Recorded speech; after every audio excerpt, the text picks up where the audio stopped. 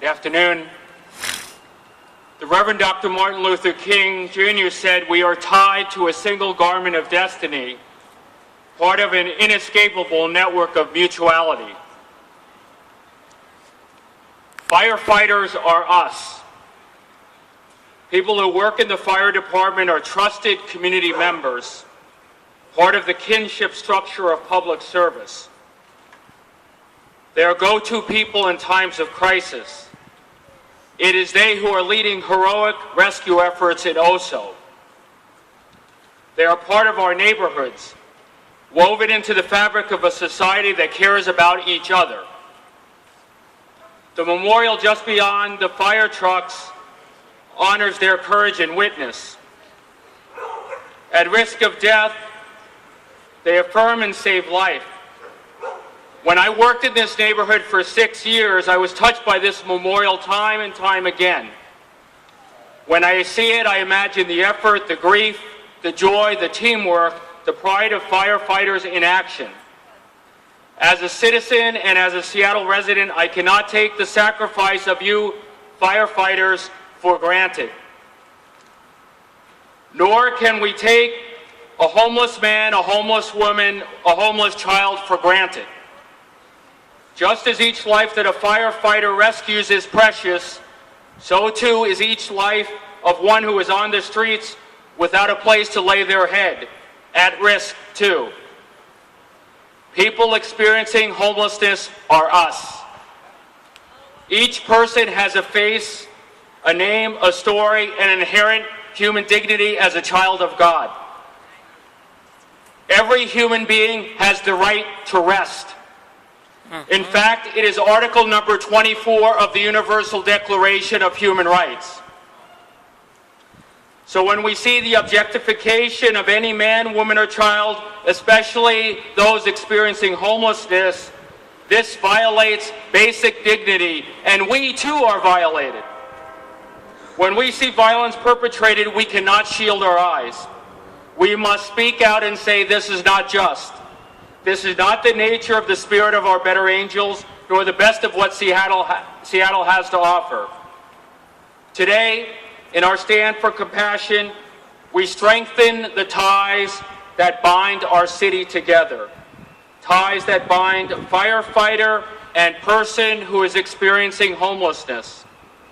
That bind civic, sports endeavor, and downtown core residents of any background. Of service providers and police, of business owners and public servants. We stand to restore confidence that the sinews of kinship that cut across constituencies tie us all together as one community. And if we are kinfolk, we need to come together to work to bridge the gaps of understanding, of opportunity, of basic human need. First and foremost, the gap of shelter for single adults, families, teens, those experiencing violence, those facing sudden loss and crisis. There is no simple formula for ending homelessness, but rather the catapult of public will.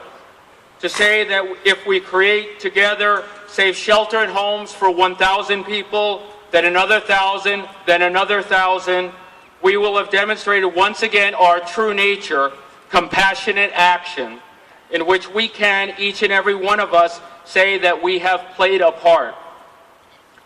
So let's turn crisis into possibility with the resolve of our character. Let us tune our creative imaginations to the music of justice with respect and responsibility by all and for all. And I'm sorry for that. And we stand with you. Thank you all. Thank you all. Let's stand together for compassion.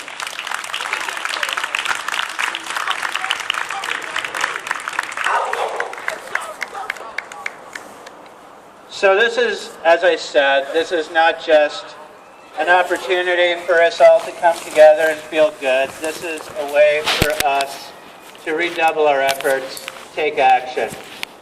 You'll see these lime green cards. I see a number of you holding them. We're going to put this basket over on the corner of the stage, fill out the pledge card to take action. you can drop in this at your convenience. That's how we're going to collect them. I would like to introduce somebody that I just met a half hour ago. I had a brief conversation with him and really admire this man a great deal. His name's Francis. He's got a couple of black eyes. And as we were talking, he said to me, I just stood up for the homeless people. That's my family. That's the key. So I'd like you to welcome our friend Francis. He's going to say a few words.